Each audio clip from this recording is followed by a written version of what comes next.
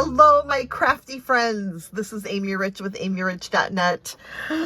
Fluttering Garden Paper Pumpkin Kit for March of 2026 is so beautiful. And one of the things that I really liked about it is that it had, sometimes I complain about this, but the reason I actually liked this one was because it had limited things to play with. There's not a whole bunch of paper products, and let me show you what we've got. We've got some card bases, and it's got like a basic gray, almost like a, not a linen, but a parchment look to it. And then it's got some with a circle on them. And I believe that is for this, so that you know where to stamp those stamps in a circle. So that's what those are for. We're going to use one of these plain ones. And then, oh my goodness, we've got these beautiful envelopes. So we have to make use of one of those.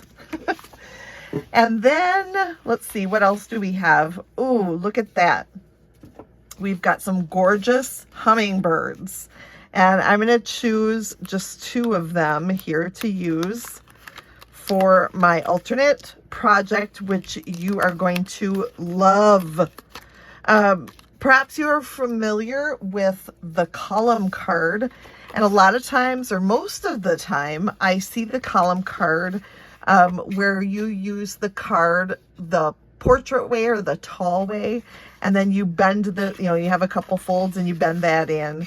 But we're going to actually be doing a column card that is in landscape mode. And so for that, I'm going to bring in a piece of Pool Party cardstock. Now this is something kind of weird. On the back, when it lists colors, it says Balmy Blue, but not Pool Party. And honestly, Balmy Blue looks terrible with the envelope, and I think it's much better with Pool Party. So that's what we're going with. We're going with the Pool Party, and I've cut that at 11 inches by 4 1/4 inches, and I have scored it at 1. And then every 1.5 inches. So we go 1, 2.5, 4, and 5.5. And then it's ready for our column that we're going to create like that. But then we're going to add a special little surprise. So stay tuned so you can see the surprise. We are going to start by trimming a couple of these pieces, the card base and the envelope. So we'll start with the card base, and we're going to cut that at 3 3/4 so that we've got this piece left. This is extra that we won't use in this project, so save it for something else. And then we're going to turn it and cut it at 4. And then we're going to turn it again and cut it at 4 a second time. Now the reason I flipped it is because it has that score line in between. So I wanted to make sure that that was not being used here for this. So now we've got 2 pieces that are 3 3/4 by 4, perfect for our card. And then we're going to bring in the envelope. The first thing we're going to do is cut just a wee bit off the bottom. So I've kind of lined it up on the right side of this paper trimming guide here, and I'm just going to cut off a sliver. This works really well with a sharp blade. And then we're going to turn it and cut 1/4 inch off of the side. Okay, then we're going to turn it again, and we're going to cut it at 4 inches.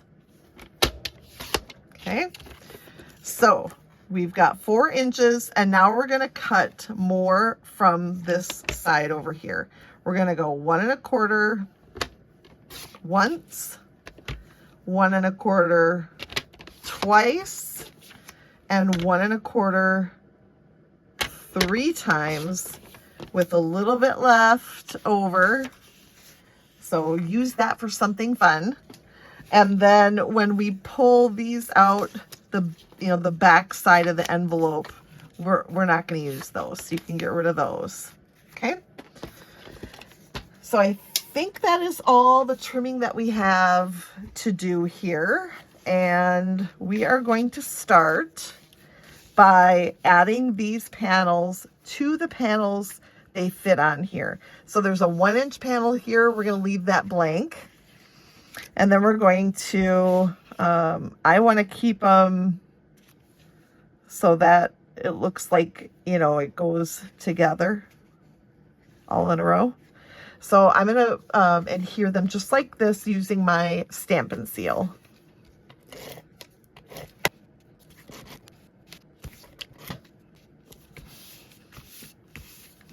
All right, and once we've got that done now, I'm going to fold the first section, the second section. I'm gonna fold it on the second score line from the right.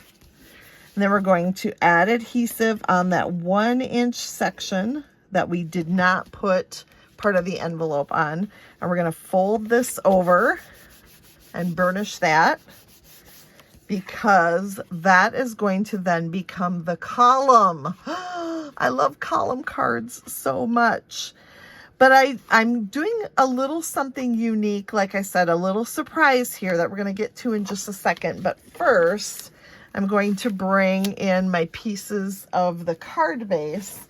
And I do want to have a little bit of grid paper here.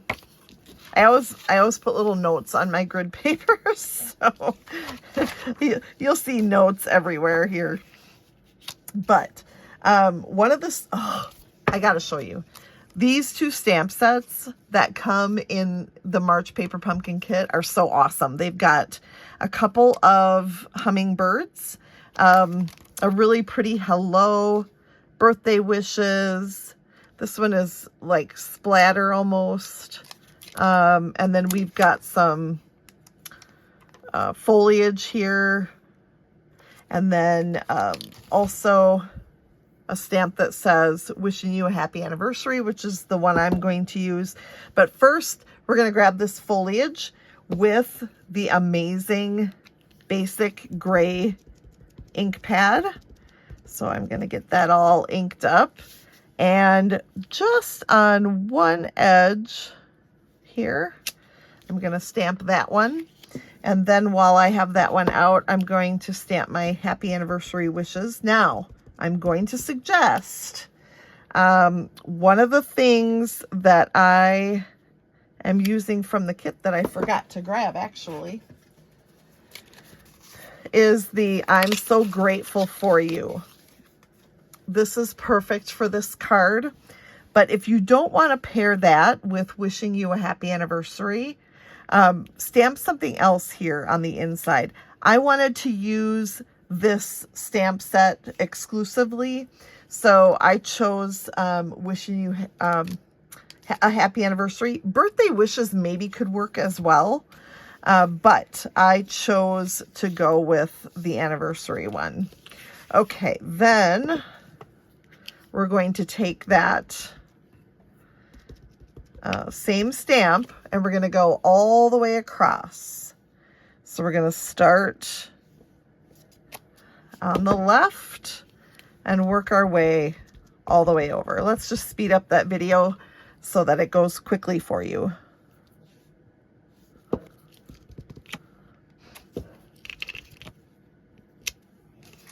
Beautiful, ready to roll. Now for the surprise. I'm gonna pull out the secret weapon here, which is a piece of Pool Party that measures just barely 4 by 8.5. So maybe just a skosh under 4 inches, and then 8.5, and then scored in half at 4 1/4. So score it at 4 1/4 this way so that when you fold it, it's like a card. And I'm going to add this piece to the front. And then I'm going to add the other piece to the inside. That's the inside opening of our card where you will write your little message on there. And then check this out. Here's the surprise. We are going to adhere it onto our pillar card so that it opens. Oh, it's so fun. Like this. All right, so let's get this lined up as best we can. So our pillar is going to fall over the top like this. And then when it's in the envelope, it will be like this. And then they will open to reveal the beautiful message that you have written. Isn't that fun? So fun. Okay, now we're going to add our first hummingbird. And this one is a hummingbird that is facing left. It is important. It was important to me when I was designing this direction of the hummingbirds mattered to me. So the first one is going to go there like this. Then we're going to add our I'm so grateful for you. Now, if you can picture how this is going to go on here, it's going to, we don't want any adhesive here on the sides. So I'm going to add dimensionals from the kit kind of right up the middle with 2 rows. And I'll remove the backings. And then I'm going to, I'll have to cover up a little bit of the flowers. Okay, once it's on where I want it, now I'll adhere it like that. Okay, then we'll add our other hummingbird. We want to make sure the wings don't go over the top or it's not going to fit into our envelope. So I'm going to choose to use just a couple of dimensionals along the body. And then add it something like that, and we're okay with the wings there. So there we go. Love it. But we need to add a little bling. So this bling from the kit looks very similar to something we sell in our online store. So you can check that out. I can't remember what they're called, but they'll be on the screen. I'll put them on the screen so that you can check it out. But I want everything seen when it's closed and when the pillar is up and open. So I just want to make sure to close it so I can see that everything is going to be seen. So I added 5 of our little gems, and that is complete. Such a fun, beautiful card made with a perfect paper pumpkin kit. Thank you so much for joining me. I love sharing my alternate projects, and I hope that you enjoy them and the fun folds that they make, because even if you don't have paper pumpkin, you certainly can create these amazing fun folds. So thanks for joining me. I will see you next month for another alternate, and before then with all kinds of other fun. I will see you soon.